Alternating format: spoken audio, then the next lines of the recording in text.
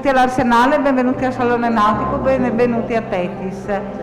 Io porto i saluti del mio amministratore unico, Ingegner Scibiglia, che ha accolto con grande piacere questa iniziativa, che ha coinvolto il Rotary, ha coinvolto la città, ha coinvolto questa azienda, ha coinvolto il Salone Nautico. 2 secondi e basta, perché siamo tanto in ritardo e tante sono le cose belle da dire. E ci sarà una conversazione magnifica con i nostri 2 maestri artisti, però io lascerei la parola al Presidente e poi all'Assessore. Scusate, ma così almeno vi godete poi la conversazione. Benvenuti, grazie.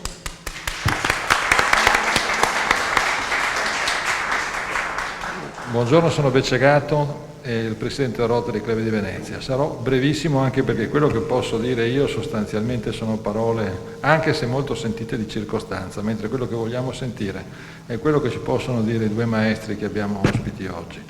Dico soltanto che questo è uno degli eventi di un percorso molto articolato, che il Presidente in carica attualmente ha soltanto agevolato per un periodo, ma è fatto da uno staff molto motivato e dedicato al nostro club, che ringrazio fin da ora. Ringrazio poi tutti quelli che hanno contribuito, l'assessore, i nostri maestri chiaramente, e poi quel rinfresco che vedete dopo, ma i cui ringraziamenti li faremo con un po' più di tempo più avanti. Io qui mi fermo, rinnovo ancora l'impegno del nostro club a rafforzare questi service e questa predisposizione che abbiamo nei confronti dei non vedenti e diciamo del nostro progetto di installazioni e di iniziative in questo senso. Lascerei quindi la parola all'assessore Mar.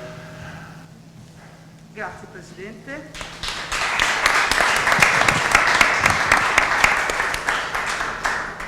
Forse sono io che vi faccio un po' di fretta, ma istituzionalmente poi devo volare da un'altra parte. Allora, innanzitutto ringrazio chi ci ospita in questo momento, ringrazio il Rotary e ringrazio Gian Maria Potenza e aspetta, il nome non me lo ricordo, Tagliaferri, il cognome me lo ricordo. Felice, ecco. Non puoi scordarlo. Felice Tagliaferri. E saluto il Presidente Trovato e devo dire la verità che spesso e volentieri noi cerchiamo di trovare i collegamenti, no? Cerchiamo di mettere in sinergia le cose. Quello che mi ha colpito oggi è il titolo di questa bella giornata, perché alla fine è una giornata che avrà un momento interessantissimo nella Lectio Magistralis dei maestri Potenza, che conosco da tempo, e Tagliaferri, che conosco da poco, però devo dire da pochissimo, però che è una persona che trasmette tanto, anche se non ho visto le sue opere. Poi avremo la visita tattile e quindi ci sarà un modo diverso di vedere, e poi chiaramente la visita al Salone Nautico. E la domanda è, uno viene qua e dice: cosa unisce tutte questi 3 momenti della giornata? Beh, credo che nel titolo si trovi il filo conduttore. Bari senza confini, arte senza barriera. Ci ragionavo ieri con i ragazzi del Contamination Lab, anzi no, con i professori del Contamination Lab a Ca' Foscari, no? Il mare e anche per alcuni versi io ragionavo su Mestre ieri. Direte: ma vi viene a raccontare una roba di Mestre quando sei a Venezia? No, la laguna è stata vista come un limite, come una barriera. Il mare qualche volta, cioè, guardi l'orizzonte e lo vedi come un limite. Invece dobbiamo renderci conto, e la nostra storia lo dice, ma anche la storia dei nostri tempi lo esemplifica in maniera forse un po' diversa, ma sempre pregnante. Il mare non è un limite, il mare è un tramite lo definirei più un tramite. Tanto sapete anche voi che prima che si potesse viaggiare in maniera carrabile, il modo più vicino adesso è l'aereo, una volta era l'acqua, non v'è dubbio. L'acqua è il principio di ogni civiltà, della nascita di una civiltà, e infatti sappiamo benissimo insomma, che tanta parte oltre al mare l'hanno avuto i fiumi, per il commercio, per i contatti e per tutto. Cosa c'entra l'arte? Anche l'arte è senza confini e senza limiti. Forse siamo noi che abbiamo i limiti, siamo noi che ci costruiamo le barriere, siamo noi che pensiamo, anzi forse siamo un po' pigri. Ecco, il suggerimento della giornata è questo: non siamo pigri, cerchiamo di percepire il mondo in maniera completamente diversa, cioè svestendoci forse di un'identità e prendendone un'altra. E io credo che se potessimo esperire tutti i nostri sensi, forse ne saremmo storditi, perché nella percezione, ad esempio io adesso sto giochicchiando con questo tubo di carta, ma sento la differenza fra una carta e l'altra, sento la plasticità della cera lacca, sento il filo che è diverso. E quello che voglio dire è che il mare unisce e l'arte unisce. Il mare dà delle prospettive diverse e l'arte può dare delle prospettive diverse. Quindi questa oggi sarà una giornata probabilmente particolare, ma che vi riempirà credo di un bagaglio, ecco, perché poi l'importante è quello che ci portiamo a casa, no? Nel nostro viaggio della vita. Oggi per me è una giornata di lavoro, per voi è una giornata di svago, ma cosa ci portiamo a casa? Con cosa siamo arricchiti? Vi ricordate, c'era il concetto delle colonne d'Ercole, al di là non c'è niente, invece secondo me al di là c'è veramente molto, e l'arte e il mare ce lo possono dare. Grazie.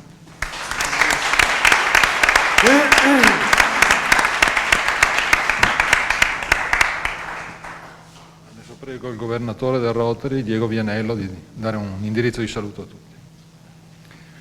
Mi unisco innanzitutto ai ringraziamenti per chi ha organizzato questa giornata e i maestri Potenza e Tagliaferri per aver messo a disposizione per il maestro Potenza le sue opere, e anche questo dialogo credo che sarà davvero molto molto interessante per noi, perché il Rotary è stato coinvolto, si è fatto coinvolgere, è coinvolto direi da un paio di anni su questo progetto che ci vede interloquire con l'Unione Cechi e cercando poi, qui c'è Don Gianmatteo Caputo, cercando poi di installare delle mappe tattili nelle chiese veneziane, perché da questo incontro, da questo primo incontro poi è nato anche questo progetto.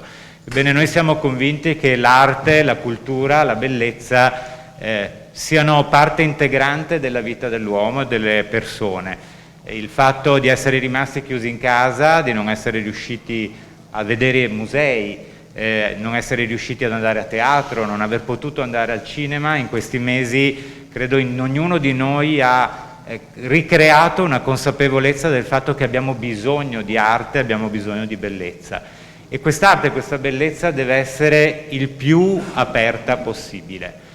Non ci devono essere barriere e le barriere che ci sono vanno in qualche modo abbattute. Quindi il Rotary si pone come uno dei soggetti, certamente non l'unico, uno dei soggetti che è disponibile e ha voglia di creare dei progetti per abbattere barriere. Come diceva l'assessore, dovremmo riuscire a vivere questo patrimonio straordinario, non solo quello storico, ma quello che i nostri artisti in questo momento stanno creando e quello che si creerà in modo aperto, in modo che tutti possano goderne, tutti possano trarne giovamento. Quindi davvero grazie per questa giornata.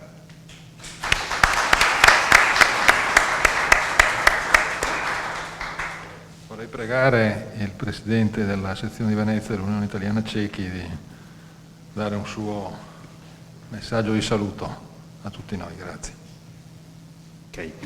Buongiorno a tutti, grazie. Intanto approfitto subito per ringraziare per l'invito che abbiamo ricevuto, soprattutto perché ci sentiamo sempre tenuti in considerazione da parte del Rotary, che come si diceva prima, infatti da qualche anno, forse anche più di un paio d'anni, si sta affiancando spesso a noi per iniziative volte proprio all'accessibilità e all'inclusione. Quindi abbiamo fatto già più incontri insieme, a partire dall'installazione appunto delle piantine tattili nelle chiese di Venezia, che è un'opera che non è ancora finita, nel senso che stanno ancora aumentando le installazioni, e più altre iniziative che si sono susseguite nel corso del tempo. Quindi io vi ringrazio anche per la giornata di oggi, perché quando l'arte viene messa a disposizione di tutti, perché l'arte nasce, secondo me, soprattutto l'arte scultorea, nasce per essere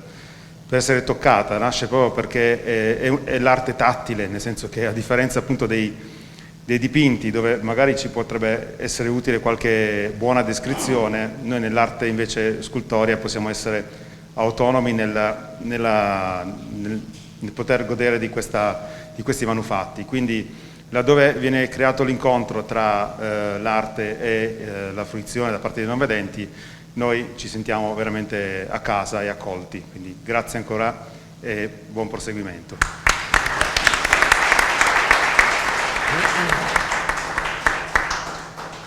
Questa mattinata, diciamo, si articola in due momenti. Un primo momento di conversazione tra i maestri Potenza e Tagliaferri, che adesso vi presento, anche se penso che li conosciate, e poi un momento più, diciamo, sensoriale, non so come dire, in cui loro ci illustreranno proprio il rapporto, l'esperienza con una scultura. Cercherò di essere il più breve possibile, dando una breve presentazione dei due nostri ospiti. Voi conoscete il maestro Potenza. Il maestro Potenza è un artista veneziano, nasce e vive e lavora qui in Venezia, un artista conosciuto, diciamo, a livello mondiale.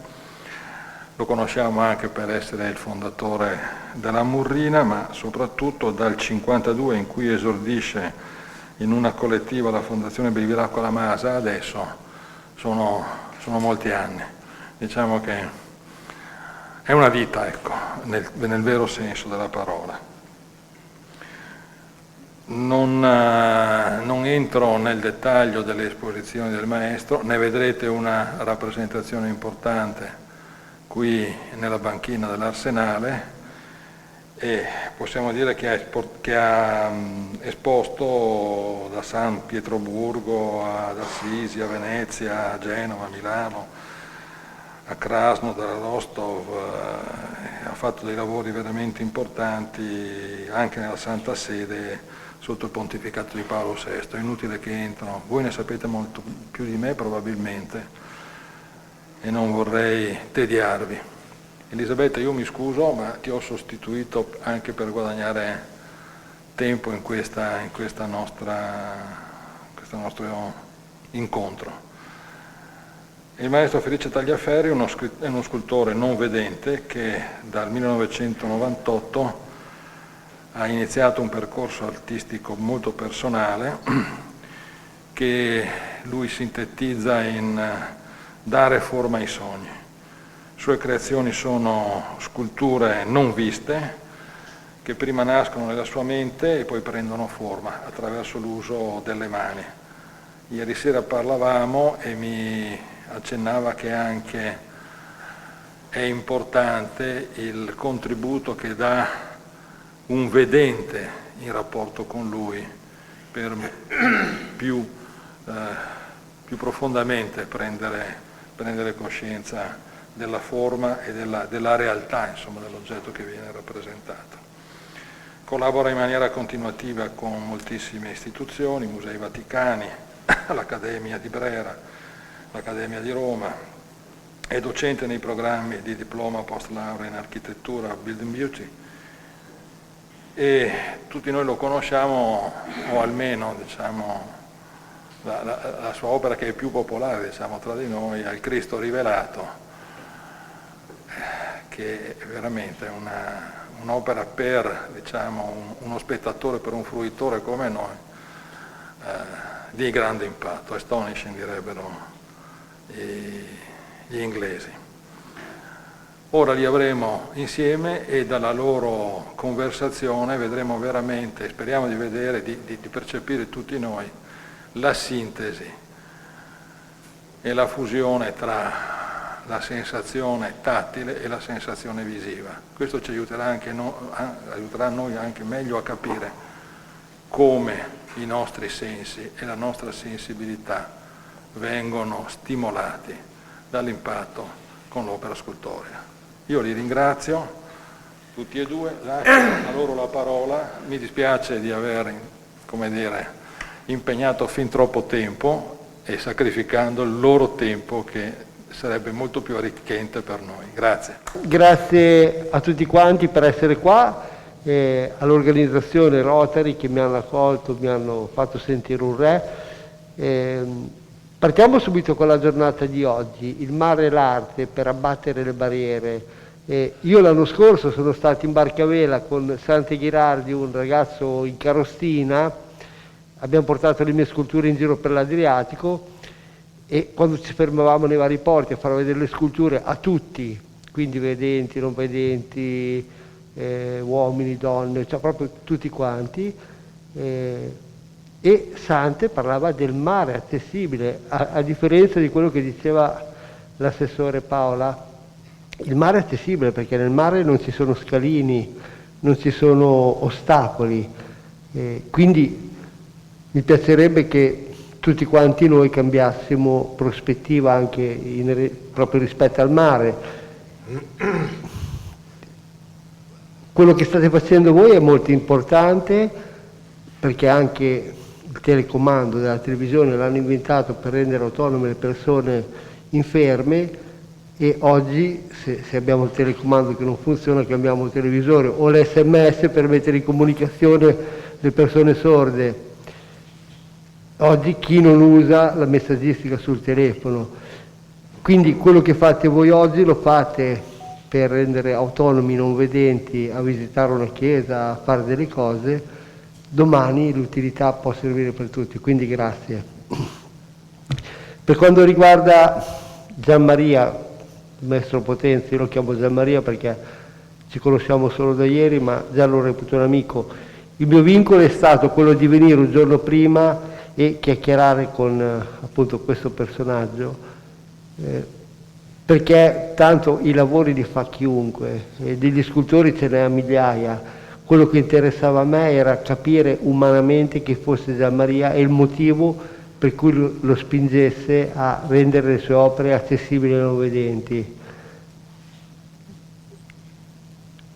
Ho trovato tanti motivi, ha un cuore grande come una casa e quello che fa per lui, ma soprattutto per gli altri, è tanto. La cosa pazzesca è che lui i suoi lavori li ha fatti e alcuni dettagli non li aveva notati. Dopo li guardiamo assieme, quando gliel'ho fatti notare si è illuminato e ha detto cavolo, ho fatto questo senza saperlo. Ovviamente le sue sculture sono sculture astratte, per una persona che non vede, se non ha la descrizione prima o durante è un problema capirla. Il non vedente vede al contrario di chi vede, il non vedente mette insieme i vari dettagli e si costruisce l'immagine, il vedente guarda l'insieme e poi si sofferma sui dettagli. Quindi, essendo una scultura astratta, il non vedente perde 2 ore a cercare dei punti di riferimento che non trova perché non sono forme conosciute. Per quello appunto che dico che è indispensabile la descrizione, quindi a fianco alla persona non vedente che esplora l'opera c'è chi vede, che gli descrive e gli fa capire che non è rincoglionito lui che non trova punti di riferimento, è l'opera che è strana, è arte astratta. Gianmaria, parla tu, sei riposato abbastanza o devo parlare ancora io? Guarda, tu hai detto troppo e io non so più cosa dire. Vuoi il bicchiere di vino? Allora, io devo ringraziarti perché ieri abbiamo fatto questo giro, come diceva Feliciano, Felice, e lui mi ha fatto capire delle cose che io realmente io le faccio. Allora, come lavoro io lavoro senza, ecco, dico una stupidaggine, senza pensare, cioè è la mano che mi porta a fare certe cose, e dopo, ma non pensandoci a queste cose, vengono fuori, io dico dal cuore, cioè mi vengono fuori spontanei. Lui ieri mi ha fatto capire, senti, e mi ha fatto toccare, addirittura su un grattacielo che dopo mi ha guarda, senti una schiena, chiudi gli occhi, ed è vero, è una cosa da brividi, però mi ha fatto. Perciò devo ringraziarti, sono io che devo ringraziarti per aver scoperto questa cosa, che è una cosa bellissima, bellissima. Cosa devo dirvi? Le mie opere le vedrete dopo, sono delle opere, c'è questo grande astrolabio, sono 14 sculture, ma soprattutto vedrete, sono proprio fatte per poter essere toccate. L'igiene non permette di fare questo, allora io ho preparato delle bottigliette di cose che ognuno avrà la bottiglietta per pulirsi le mani, per ritoccare questo. Comunque sentite voi cosa posso dire ancora.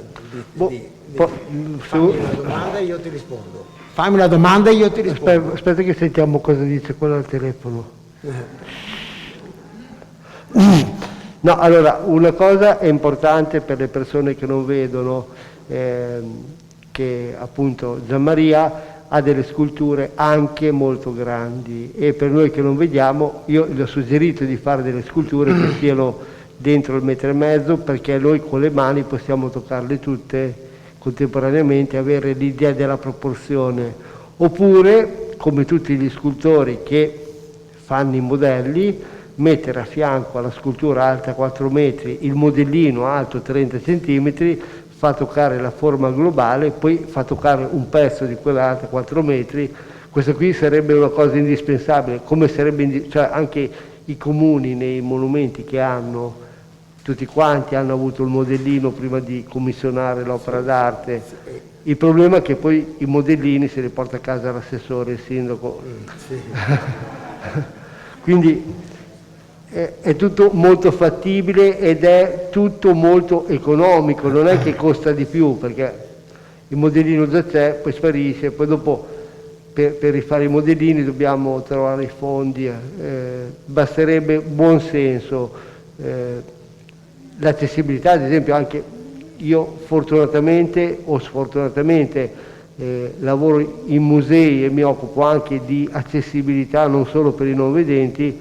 Se abbiamo una scultura alta 2 metri con la signora o il bambino che guarda in alto, una persona in carrozzina che sta a 90 centimetri, per guardarlo basta mettere uno specchio a soffitto e li può vederlo, non serve fare dei giochi di mobilità, di cose. Cioè, quindi con poco l'importante è volere. E la cosa che io ti ringrazio tanto, penso a nome di tutte le persone non vedenti che sono qua, grazie per l'opportunità che dai, perché comunque quando le persone si avvicinano al nostro mondo noi siamo sempre molto felici, ma anche perché molte persone in giro ci temono perché non ci conoscono, perché alla fine siamo umani. Cioè, quando io ti ho incontrato ieri ti ho detto: ti piace un buon piatto di pasta, ti piace un buon bicchiere di vino, ti piace una bella donna?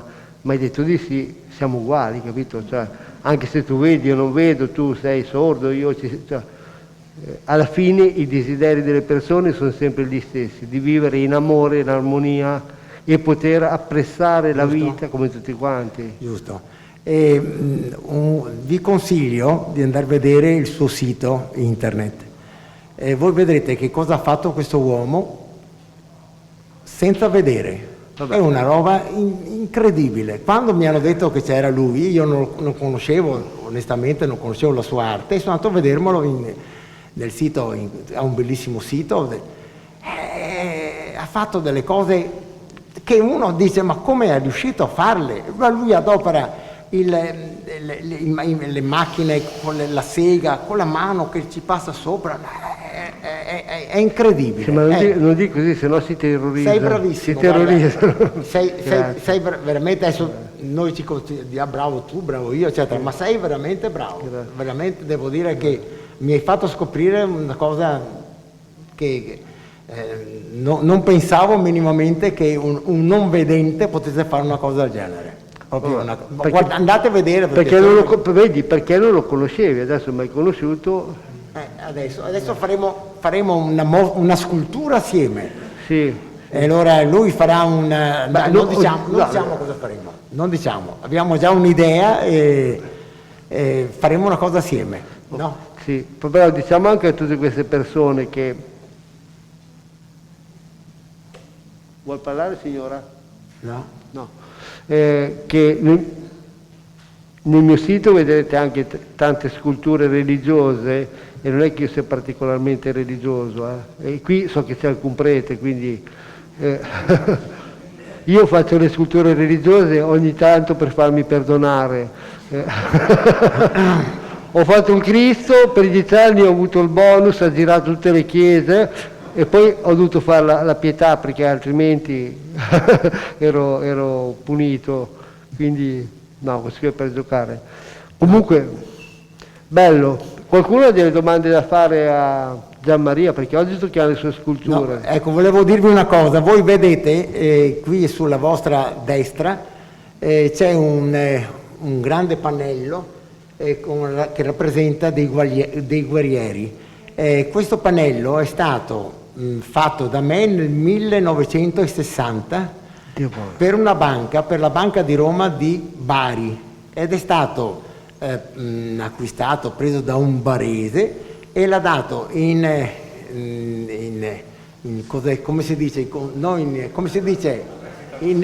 comodato d'uso alla Tetis, e l'abbiamo presentato 2 anni fa con la Villani, con la Laura Villani che l'ha curato la presentazione. È stata una cosa molto bella qui al salone proprio di 2 anni fa, il primo salone. Adesso ci mancano le luci, che metteremo le luci, eccetera. Questo qui è una tecnica in legno dorato e poi bruciato con un pirografo, tutto quanto lavorato, cose che io non faccio più, ma che facevo negli anni 60. Questo è. Che poi, non so se tu possa toccarlo o no, perché senti, perché c'è una scala che divide. Può toccarlo? Ecco, dopo te lo faccio toccare perché senti proprio il segno della bruciatura. Bello. Vedrete quando andiamo a fare il giro, stateci vicino perché è una cosa emozionante. Lui vi dirà... no, ma fai toccare tu le tue sculture. No, ma io vengo con te, ma sei tu che devi spiegare a loro che cosa perché io non posso spiegare che cosa sento. No, però tu puoi, allora cosa sentono le persone che lo vedono, lo sentono per i fatti loro, tu devi dire che cosa rappresenta. Sì. Poi dopo vedrai, se tu gli stai vicino, allora io ho visto quella schiena lì, ma ogni persona vedrà delle cose diverse. Sentirà delle cose diverse. Esatto, sì. Quindi è interessante proprio, io quando faccio le mostre non dico mai che sono l'artista, mi nascondo e ascolto i commenti, no? E imparo delle cose bellissime sui miei lavori. C'è anche gente che dice che monata, però è bello proprio vedere cosa muove la nostra arte nei confronti degli altri. Giusto, bello. Anch'io sono alle inaugurazioni o durante la mostra frequento molto le mostre, per sentire proprio i giudizi, ma senza farmi vedere. No, ti camuffi, ti vesti da donna. Mi tolgo la barba.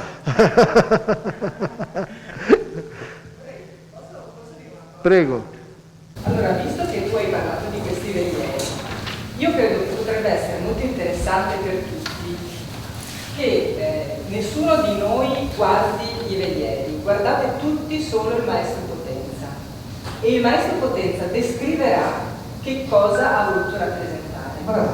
Perché voi sapete, un'opera rappresenta ciò che uno vuole vedere e riconosce in un quadro quello che conosce già.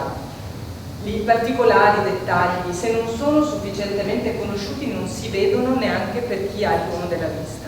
Allora penso che un esercizio interessante sia quello di ascoltare il maestro che racconta che cosa ha voluto rappresentare in queste tavole, ma non dovete rigorosamente guardare i velieri, guardate il maestro Potenza che descrive la sua opera. Io posso guardare, ma...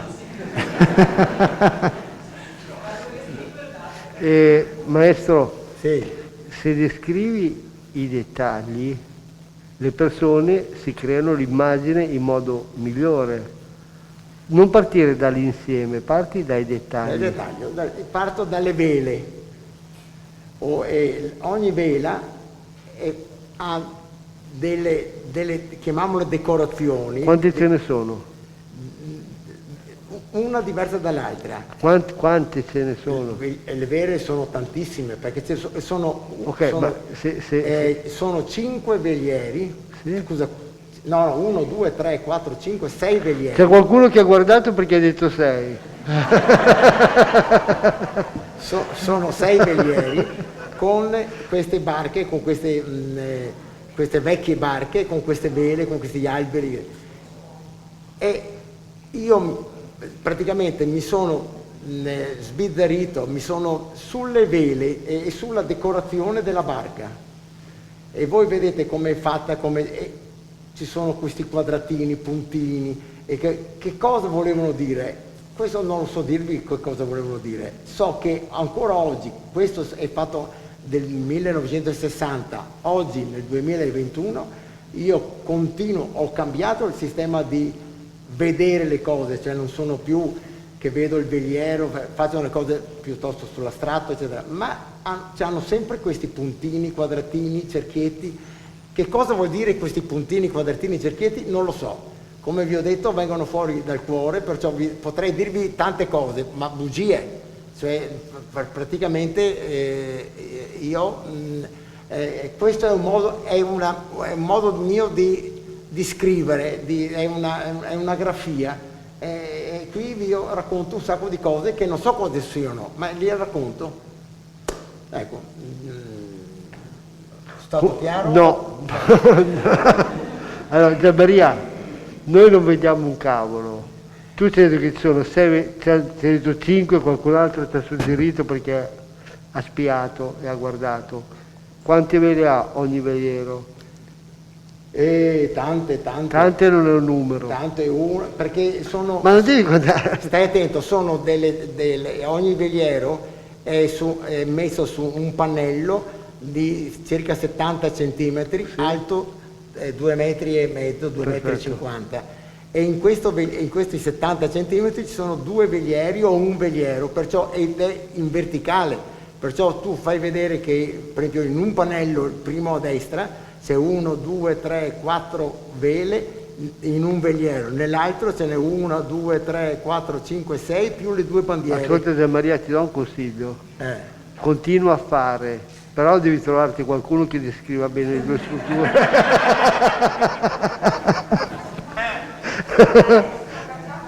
Ha un tipo di pittura molto decorativa e quindi non c'è una parte del disegno che sia significativa che non sia disegnata con quadrati, cerchi, una cosa molto, vorrei dire, bizantina, nel senso che è tutto pieno. Il disegno, la vela, lo scafo della nave sono riempiti di dettagli decorativi, ma che sono la forma espressiva dell'artista. Il maestro l'ha già detto, Velieri si intitola perché sono delle grandi barche a vela in cui non è dominante lo scafo, ma le vele. Gli scafi sono tutti nella parte inferiore di questo grande pannello e le vele svettano verso l'alto, una sopra l'altra. Quindi è come se fosse un asse verticale pieno di vele. Le vele sono di varia forma, sono triangolari, sono quadrate, sono mosse dal vento, sono tenute insieme dal sartiame, dalle cime che legano tutte queste vele dall'alto in basso e sono infilate dentro l'albero. L'albero è l'elemento verticale che collega la base degli scafi fino alla cima della vela più alta. Questi velieri culminano con le bandiere, che sono le bandiere dell'appartenenza, della città, del vessillo, sono bandiere che culminano verso la fine del pannello, verso l'alto, e tutte queste vele sono variamente mosse dal vento, quindi non sono ferme, sono rettangoli, quadrati, le figure non sono geometriche perfette, sono figure diverse che danno il senso del movimento. Io leggo questo nel quadro, in questa rappresentazione, e penso che la mia lettura potrebbe essere sicuramente diversa da quella di chiunque altro approccia il quadro, e penso che sarebbe interessantissimo poter sentire qualcuno che descrive quest'opera al posto mio, che probabilmente vede delle cose diverse. La mia descrizione è una descrizione che ho cercato di essere asettica, di dare la costruzione del quadro, non c'è emozione. Forse potrebbe essere un'emozione che viene trasmessa una forma aggiuntiva, cioè l'interpretazione che si potrebbe dare a questo quadro. Sì, però se poi gli dai l'interpretazione, cioè se tu non sei oggettiva e quindi ti lasci trasportare delle emozioni, ti condiziona. Invece la cosa bella è proprio lasciare la libera interpretazione, cioè ognuno devi muovere a ognuno la propria emozione. Ecco, allora se posso aggiungere un'altra informazione, anche se probabilmente parlare di colore è un livello di astrazione che vi potrebbe non avvicinare a delle immagini, però ve lo voglio comunque segnalare, perché il fondo di questo pannello è d'oro, e l'oro è il materiale prezioso, al di là del colore, è ciò che vuole trasmettere, è la preziosità, è la ricchezza del sole, è il caldo, e la dominante di questo pannello è proprio la ricchezza. Io ci vedo del rosso, che in realtà non è rosso, ma è l'incisione che fa trapelare la preparazione. Io immagino che per stendere l'oro il maestro abbia utilizzato una tecnica forse antica, non so se c'è del bolo sotto, quindi esce fuori la preparazione, la foglia d'oro viene stesa sui pannelli, e normalmente la tecnica è quella del gesso e il bolo che consentono alla foglia d'oro di essere applicata. Andiamo a vedere le sculture.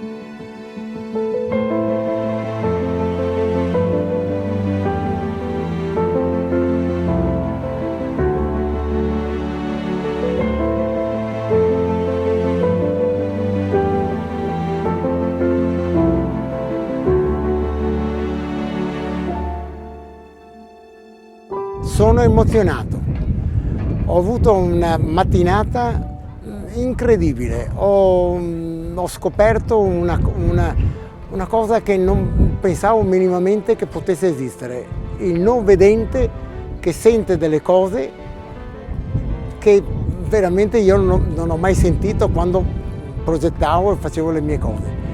Loro hanno sentito addirittura il mio sentimento, addirittura se sono un uomo buono, un uomo cattivo, hanno fatto delle cose incredibili, e devo ringraziare la Rotary di Venezia che ha organizzato questa mostra, perché veramente mi ha dato una soddisfazione enorme. È stato emozionante anche come essere qua come direttore artistico, perché abbiamo riconosciuto tante affinità anche con quello che sentivano i non vedenti, dall'elemento più spirituale dell'arte del maestro, anche qualche principio di sensualità, ecco, la parola che hanno usato più spesso, una sensualità delle opere, delle forme, ed è stato veramente emozionante vedere come riuscivano effettivamente a vedere, più di noi anche.